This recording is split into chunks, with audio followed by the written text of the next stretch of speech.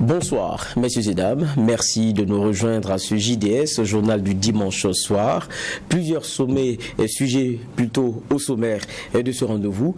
Les émissaires de la CEDEAO à Ouagadougou depuis hier. Une mission au lendemain de la sanction prise à l'endroit du Burkina Faso. Un autre sommet est prévu pour le 3 février prochain. Quels sont les enjeux? Éléments de décryptage avec Oumarou Paul Kwalaga, expert consultant en relations internationales. Et puis couverture, santé universelle, CSU, au Burkina Faso, le réseau d'accès aux médicaments essentiels RAM en abrégé pose le débat sur la disponibilité des ressources humaines et des infrastructures de qualité dans la marche vers la CSU ainsi que le rôle des communautés dans le processus. Nous recevrons pour en parler Simon Kaboré, directeur exécutif régional du réseau. Et enfin sport, Cannes 2021. N'avait pas encore joué jusque-là et qui est propulsé au devant lors de ces quarts de finale. Donc peut-être qu'il profite de la blessure de Bertrand Traoré qui évidemment voilà, et donc c'est un des coachings, ça veut dire que tout le monde est concerné par la production d'ensemble et évidemment ça met aujourd'hui comme Malo montre qu'il a la même mission cette équipe et que dès quand il avait donné la liste, il avait dit que je ne prendrais pas un joueur comme Brian Dabo. Les gens on s'était tous, parce que il avait peut-être diplomatiquement dit que c'est sportif, tout le monde savait que c'était pas sportif, mais il avait compris que pour gagner une compétition, il faut un esprit de groupe. Il faut un esprit de groupe, c'est ça. Et que tout ce que pouvait altérer l'esprit du groupe ne devait pas pouvoir, il ne devait pas partir avec, parce qu'il avait besoin d'un groupe qui est regroupé, ou en tout cas la star devenait l'équipe. Et je pense que c'est un peu ce qu'il a pu faire, c'est cette victoire-là qu'il a pu donc bâtir.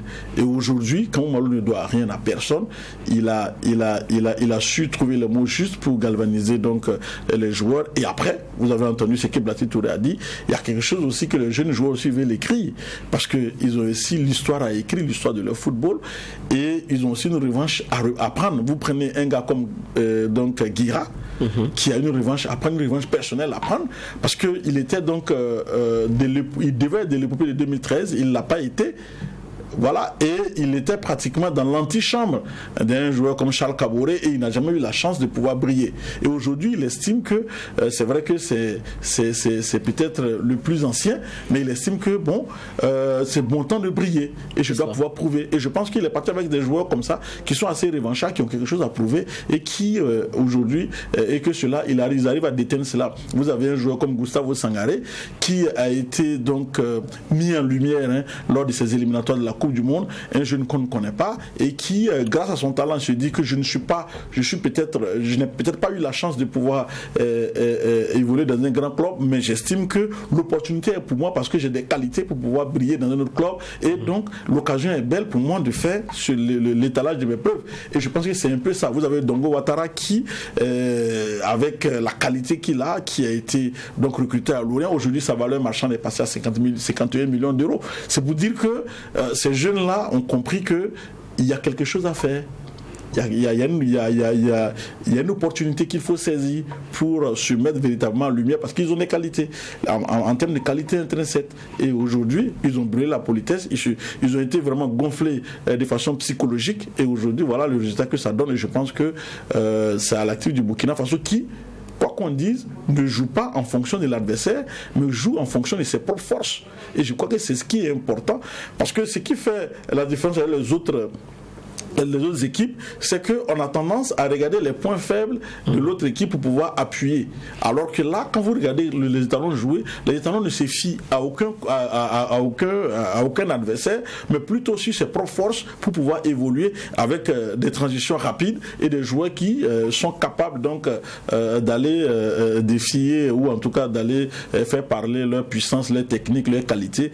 Donc comme on l'a vu, je pense que tout le Burkina Faso se résume sur le but, l'abnégation d'un garçon comme Gustavo Sangaré qui allait récupérer le ballon en tant que demi-défensif, qui allait même récupérer le ballon carrément dans sa défense à l'arrière pour remonter avec beaucoup d'autorité et que ces joueurs-là, et après, on voit... ils gardent toute cette lucidité à la fin. Voilà, je pense que ça résume un peu l'état d'esprit de ces étalons où tout le monde joue pour tout le monde. Justement, Claude Omba, donc la probabilité, ça devient le Sénégal. Le Sénégal qui n'a pas aussi convaincu jusqu'à maintenant. Oui, certes, le Sénégal n'a pas convaincu, mais le Sénégal a des joueurs qui sont quand même des joueurs qui sont mondialement reconnus. Vous avez Ismaël Assar qui,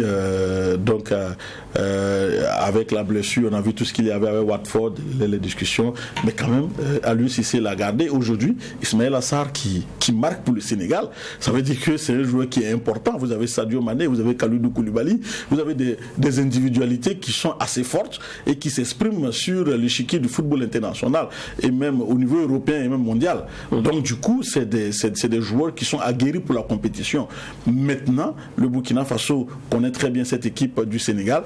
On sait que le Burkina Faso a un contentieux à régler avec le Sénégal parce qu'il y a quelque chose qui est resté en travers donc, des Burkinabés, les éliminatoires de la Coupe du Monde, la dernière Coupe du Monde, où quand même on était dans la même poule que le Sénégal, où le Burkina Faso était en pole position. Après, avec le fait que le match a été rejoué entre l'équipe de l'Afrique du Sud et le Sénégal, qui avait donc remis le Sénégal en selle alors que le Burkina Faso était donc en pole position. Je pense que c'est quelque chose qui n'a pas été très bien digéré par les Burkinabés.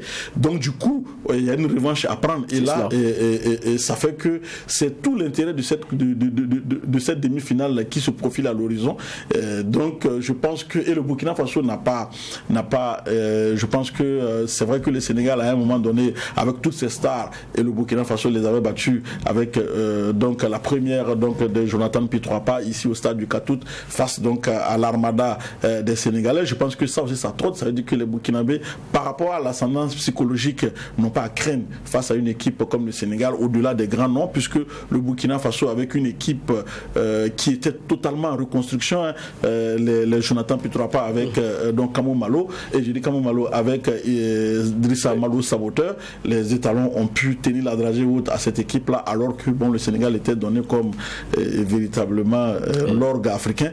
Du coup, c'est dire que psychologiquement on se retrouve dans la même configuration que le match face à la Tunisie, parce que le Burkina Faso savait très bien que l'équipe tunisienne n'avait pas encore battu le Burkina Faso, qui avait donc voilà, c'est vrai que les bookmakers donnaient l'équipe de la Tunisie favorite, mais dans les faits, quand on regardait côté burkinabé, on savait que cette équipe n'était pas forcément supérieure.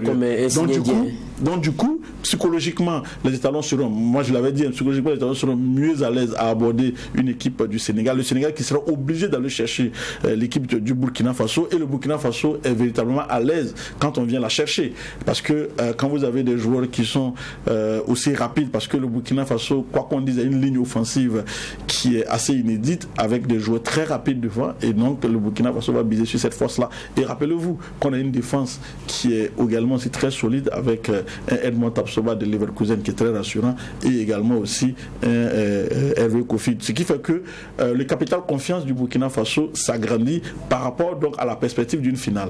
Maintenant, c'est un match de football, ça se joue sur le terrain, il peut y avoir d'autres aléas qu'il faut prendre en compte, mais en même temps aussi, il y a un message fort qui est envoyé à l'endroit d'un garçon comme Bertrand Traoré, qui a reçu beaucoup de critiques. Et c'est ce par quoi même on va justement terminer. C'est vrai, le capitaine dont quelquefois l'absence n'est pas forcément regrettée, et puis qui a reçu beaucoup de critiques aujourd'hui. Voilà, qui a reçu beaucoup de critiques, et je pense que là, il a une occasion de montrer que bon, au-delà de ce qu'on dit, il est quand même l'homme providentiel, ou en tout cas le capitaine emblématique de cette équipe-là, parce qu'il s'est vu, parce que aussi, il faut aussi savoir que Bertrand s'est vu propulsé au devant comme capitaine, parce que les anciens ont, je dirais, par des concours de circonstances, ont raccroché également aussi par la volonté de ces jeunes-là qui sont venus prendre le pouvoir. Donc du coup, Bertrand Traoré aujourd'hui se trouve dans ce costume-là. Et moi, je vais peut-être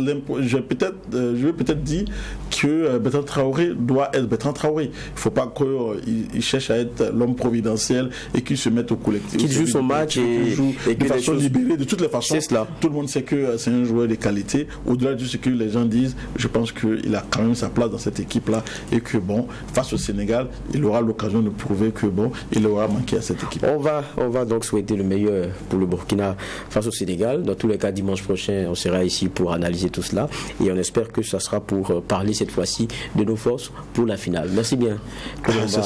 Dimanche prochain, c'est la finale de la CAN. Voilà. On espère qu'on va se retrouver ici pour fêter. C'est cela plutôt. En fait, la venue de la Coupe d'Afrique ici à Ouagadougou, je pense qu'on reste optimiste et que bon, voilà, je pense que rien n'est impossible à ce niveau de la compétition. Tout reste possible. Dans tous les cas, les étalons ont déjà gagné la Coupe d'Afrique des Nations avec cette brillante participation. C'est la 4e demi-finale en Coupe d'Afrique des Nations et je pense que bon, tout est bien qui peut permettre donc à ces Burkinabés-là donc de ravir la vedette lors de cette Coupe d'Afrique des Nations. Merci bien Claude Romba, journaliste sportif et consultant donc pour nous dans ce JDS, journal du dimanche au soir. Merci de nous avoir suivis. C'est terminé pour cette heure d'information que j'ai pris plaisir à partager avec vous.